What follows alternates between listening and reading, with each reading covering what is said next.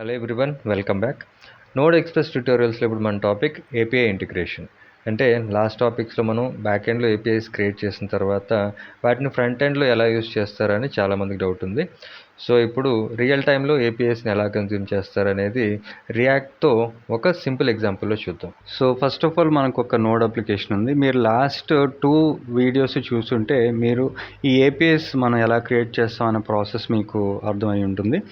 ఇక్కడ మనం MVC architecture follow అయ్యి ఏపీఐస్ అనేది క్రియేట్ చేసాం. ఈ ఎంవీసీలో కూడా మోడల్ అండ్ కంట్రోలర్స్ మనం ఇప్పటివరకు కంప్లీట్ చేసాం. ఈ మోడల్ వ్యూ కంట్రోలర్స్లో ఎంప్లాయీస్కి సంబంధించిన ఏపీఐస్ క్రియేట్ చేసాం. ఈ ఏపీఐస్లో ఎంప్లాయీని ఎలా యాడ్ చేయాలి, ఎంప్లాయీని ఎలా అప్డేట్ చేయాలి, ఎలా డిలీట్ చేయాలి, ఈ లాజిక్ అంతా కూడా మనం మోడల్ ద్వారా ఒక మోడల్ క్రియేట్ చేసి ఈ మోడల్లో ఎంప్లాయీకి సంబంధించిన స్కీమా, అంటే ఎంప్లాయీని యాడ్ చేసేటప్పుడు మనం ఏ స్కీమా అండ్ ఏ ప్రాపర్టీస్ ఫామ్ చేయాలి, ఏ ప్రాపర్టీస్ మనం కన్సిడర్ చేయాలి, ఏ ప్రాపర్టీస్తో మనం ఎంప్లాయీని యాడ్ చేయాలి అనేది ఈ స్కీమాలో డిఫైన్ చేసాం.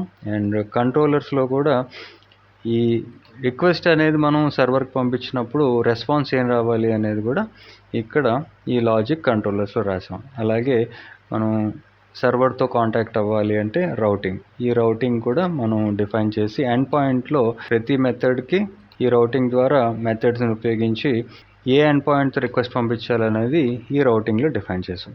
సో ఇది నోడ్ జేఎస్ తాలూకా అప్లికేషన్. అలాగే మనకి డేటాబేస్లో కూడా మన ఎంప్లాయీ డీటెయిల్స్ అన్నీ డేటాబేస్లో స్టోర్ చేసాం. ఇక్కడ మనం డిఫైన్ చేసిన ఈ ఎండ్ పాయింట్లో ఫస్ట్ ఆఫ్ ఆల్ మనకి ఒక ఎంప్లాయీస్ పేరుతో ఒక యూఆర్ఎల్ ఫామ్ చేసి ఈ ఎండ్ పాయింట్లో మనకి గెట్ మెథడ్లో ఒక ఎండ్ పాయింట్ ఉంది.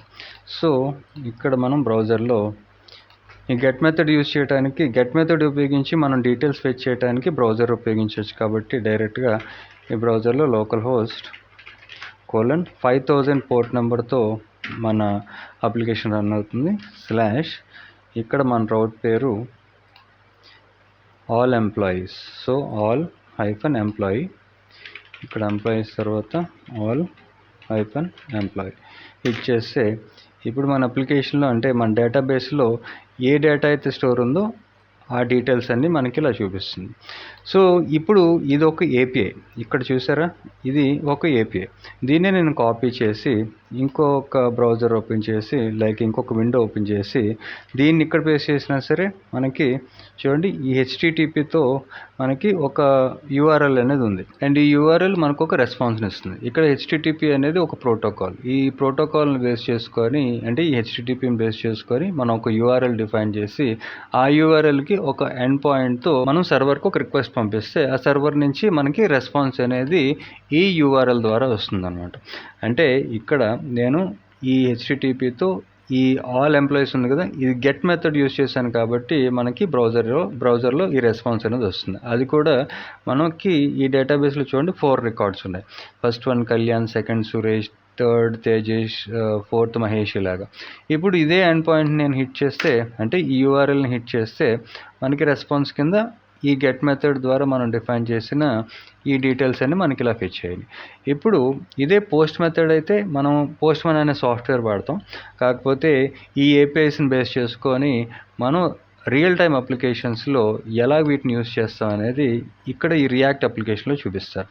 సో ఇది మనకి ఒక రియల్ టైమ్ రియాక్ట్ అప్లికేషన్. దీని అవుట్పుట్ అనేది ఇలా ఉంటుంది. సో ఇప్పుడు ఈ పేజ్లో మనం ఒక ఎంప్లాయీకి సంబంధించిన ఒక ఫామ్ యాడ్ చేసి ఆ ఫామ్ ద్వారా మనకి బ్యాకెండ్ నుంచి వస్తున్న ఏపీఐని ఇంటిగ్రేట్ చేసి ఈ ఫామ్ ద్వారా మనం డీటెయిల్స్ అనేవి డేటాబేస్లో సేవ్ చేయొచ్చు. సో అది ఎలా అంటే ఇక్కడ చూడండి, మనం ఈ ఎండ్ పాయింట్, అంటే ఈ యూఆర్ఎల్లో ఉన్న ఎండ్ పాయింట్తో మనం ఈ డీటెయిల్స్ ఫెచ్ చేసాం కదా, అలాగే ఇంకొక ఏపీఐ ఉంది. ఈ ఏపీఐకి ఎండ్ పాయింట్ యాడ్ ఎంప్లాయీ. ఇప్పుడు ఈ ఎండ్ పాయింట్ని బేస్ చేసుకొని మనం ఎంప్లాయీ డీటెయిల్స్ని డేటాబేస్లో సేవ్ చేయొచ్చు. సో ఇప్పుడు రియాక్ట్లోకి వచ్చి, రియాక్ట్ మీకు ఐడియా ఉండుంటే ఈ ఫామ్ పేరుతో ఈ ఫామ్ ట్యాగ్స్ మధ్యలో నేను ఒక 3 ఇన్పుట్ ఫీల్డ్స్తో మనకి 4 ప్రాపర్టీస్ ఉన్నాయి. ఒకటి నేమ్, ఇంకోటి ఈమెయిల్, తర్వాత ఫోన్ అండ్ సిటీ. ఈ ప్రాపర్టీస్తో మనకి డేటాబేస్లో వాల్యూస్ అనేవి సేవ్ అవుతున్నాయి. అయితే ఈ ప్రాపర్టీస్తోనే నేను ఇన్పుట్ ఫీల్డ్స్ అనేవి క్రియేట్ చేసి ఫామ్ ట్యాగ్ ద్వారా నేను ఒక రియాక్ట్లో ఒక ఫంక్షనల్ కాంపోనెంట్ యూజ్ చేసి ఒక ఫామ్ క్రియేట్ చేశాను. సో మీకు రియాక్ట్లో ఐడియా ఉండుంటే ఈ ఫంక్షనల్ కాంపోనెంట్స్ ఏంటి, ఈ ఫామ్ ఎలా క్రియేట్ చేస్తారని మీకు తెలుస్తుంది. ఇన్ కేస్ మీకు రియాక్ట్లో ఐడియా లేకపోయినా సరే ఫ్రంట్ ఎండ్లో ఏపీఐస్ని ఎలా కన్జ్యూమ్ చేస్తారనేది చూపించడం ఇక్కడ పాయింట్. అయితే మనకి ఏపీఐ అనేది ఇక్కడ మనం ఫెచ్ మెథడ్ ద్వారా మనం ఈ ఏపీఐని యూజ్ చేస్తున్నాం. అయితే ఇక్కడ నేను కాపీ చేసిన ఈ యూఆర్ఎల్ని పేస్ట్ చేస్తాను. ఇక్కడ యూఆర్ఎల్ దీన్ని కాపీ చేసి ఇక్కడ పేస్ట్ చేశాను. సో ఇక్కడ ఈ హెచ్టిటిపితో మన యూఆర్ఎల్కి ఒక ఎండ్ పాయింట్ కూడా ఉంది. అయితే ఈ ఆల్ ఎంప్లాయీస్ అనేది గెట్ మెథడ్తో మనం డిఫైన్ చేసిన ఎండ్ పాయింట్. మనకి ఇక్కడ ఏం కావాలి, మనం డేటా అనేది పోస్ట్ చేస్తున్నాం కాబట్టి మన ఎండ్ పాయింట్లో ఇక్కడ మనం డిఫైన్ చేసింది పోస్ట్ మెథడ్కి యాడ్ ఈఎంపీ కాబట్టి దీన్ని యూజ్ చేయాలి. ఇక్కడ మన రియాక్ట్ అప్లికేషన్లో ఎండ్ పాయింట్లో యాడ్ ఈఎంపీ. సో ఇప్పుడు సేవ్ చేస్తే వెరీ సింపుల్, మనం ఒక వేరియబుల్కి మన యూఆర్ఎల్ని అసైన్ చేసి ఫెచ్ మెథడ్ ద్వారా మెథడ్ పోస్ట్ అప్లై చేస్తూ హెడర్స్లో మనకి కామన్గా రెగ్యులర్గా యూజ్ చేసేది కంటెంట్ టైప్ అప్లికేషన్ చేశాను. ఈ హెడర్స్ని పాస్ చేసి ఈ బాడీ నుంచి వస్తున్న ఈ ఇన్పుట్ ఫీల్డ్స్ ఏవైతే ఉన్నాయో అవి ఈ హెడర్స్ తర్వాత ఈ స్ట్రింగిఫై చేసి ఈ ఫామ్ డేటా ద్వారా మనం ఈ ఏపీఐకి డేటా అనేది పంపిస్తున్నాం. Very simple. సో ఇక్కడ మన మెయిన్ పాయింట్ ఈ యూఆర్ఎల్, దీన్ని బేస్ చేసుకొని మనం బ్యాక్ ఎండ్తో కమ్యూనికేట్ అవుతాం. ఇప్పుడు ఈ రియాక్ట్లో మన మెయిన్ కాంపోనెంట్లో ఇంకొక కాంపోనెంట్ క్రియేట్ చేసి మన ఈ ఫామ్ని ఇక్కడ రెండర్ చేసి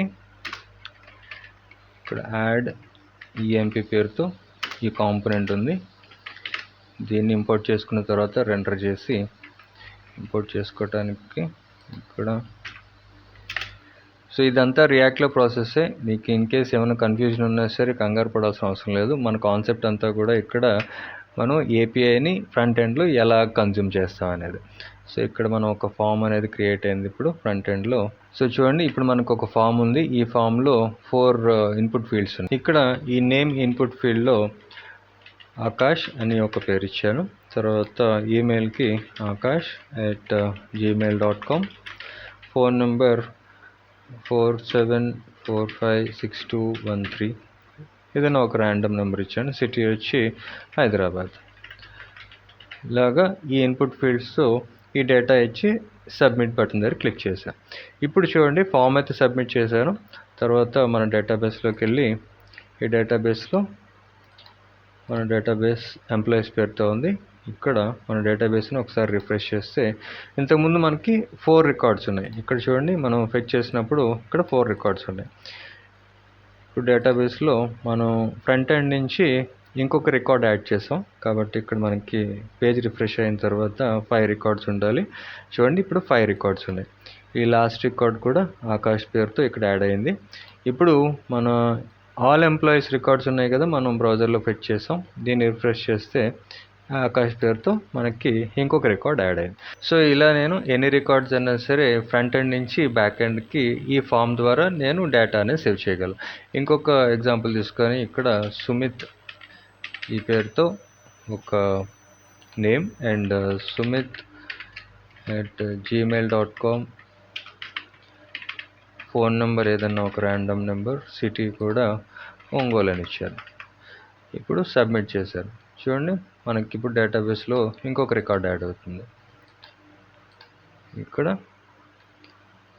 ఇప్పుడు 5 రికార్డ్స్ ఉన్న ప్లేస్లో ఇప్పుడు 6 రికార్డ్ ఇంకొకటి యాడ్ అవుతుంది. చూడండి, ఇప్పుడు 6 రికార్డ్స్ ఉన్నాయి. ఇప్పుడు ఇదే యూఆర్ఎల్ని నేను ఇక్కడ కాపీ చేసి ఇంకొక బ్రౌజర్లోకి వెళ్ళి ఈ బ్రౌజర్లో దీన్ని పేస్ట్ చేసి రీడ్ చేస్తే ఇప్పుడు మనకి ఇక్కడ 6 రికార్డ్స్ ఉన్నాయి. చూడండి, లాస్ట్ రికార్డ్ సుమిత్ పేరుతో కూడా యాడ్ అయింది. సో ఇలాగా మనం ఎన్నైనా సరే రికార్డ్స్ అనేవి ఈ ఫామ్ ద్వారా త్రూ ఏపీఐ ఫ్రంట్ ఎండ్ నుంచి బ్యాక్ ఎండ్కి డేటాబేస్లో సేవ్ చేయొచ్చు. సో ఇది ఫ్రంట్ ఎండ్లో ఏపీఐని కన్జ్యూమ్ చేసే ప్రాసెస్.